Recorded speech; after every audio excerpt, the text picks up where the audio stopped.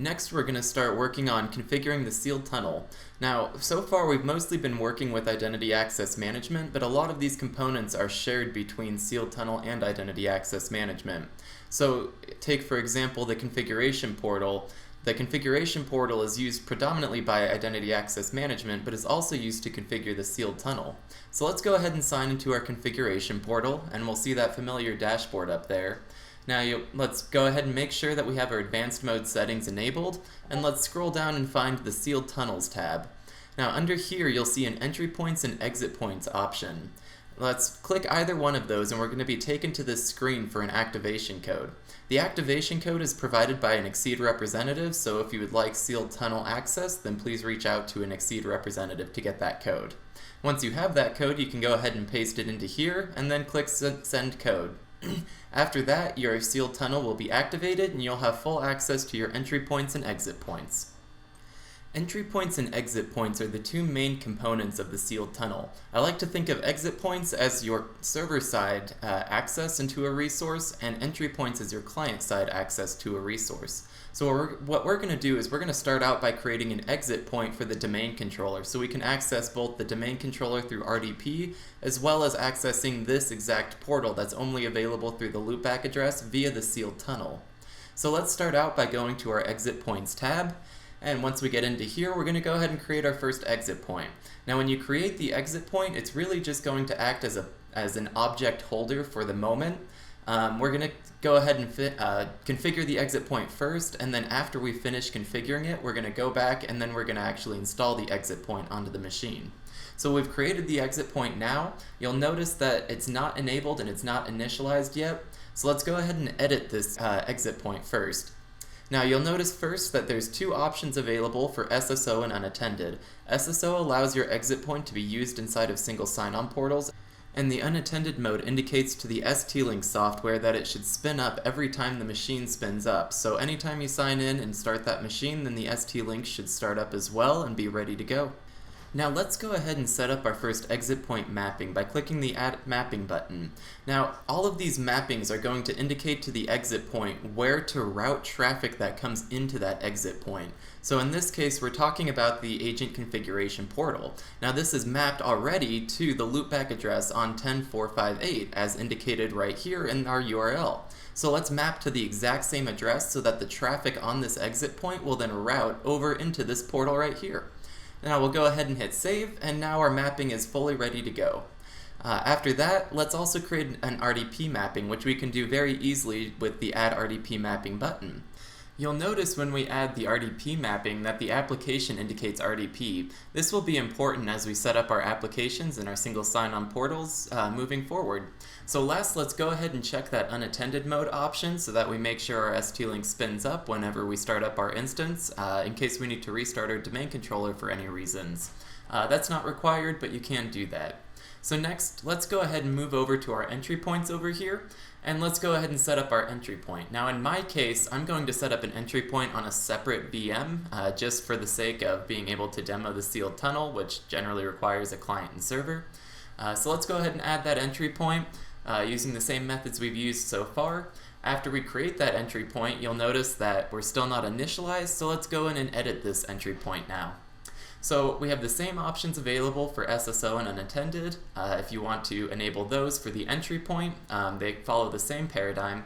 But let's go ahead and add a mapping for our entry point. Now for this one, I'm going to say this is the agent configuration portal mapping. And what that means is this is the loopback address and port that you access on your local machine in order to access that agent configuration portal on the exit point.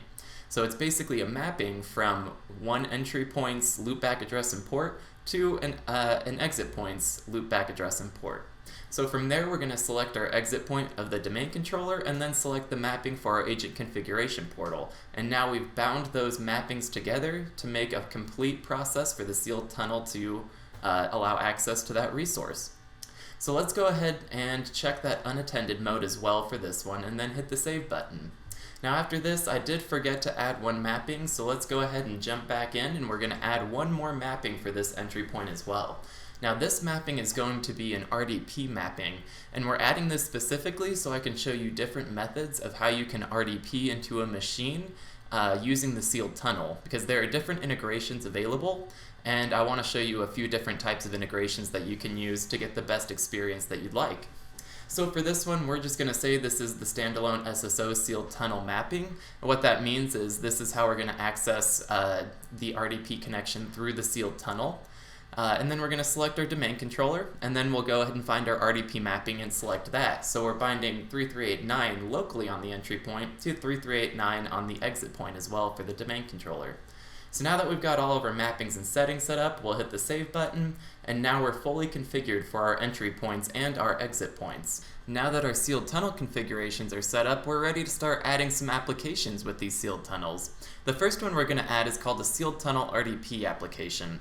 Now, a Sealed Tunnel RDP application integrates the RDP agent along with the sealed tunnel to create a cohesive solution in which your end users do not need to remember any usernames or passwords to RDP into a machine, and those passwords are going to remain secure and one-time passwords to get into the physical machine itself. So let's go ahead and create a new Sealed Tunnel RDP application.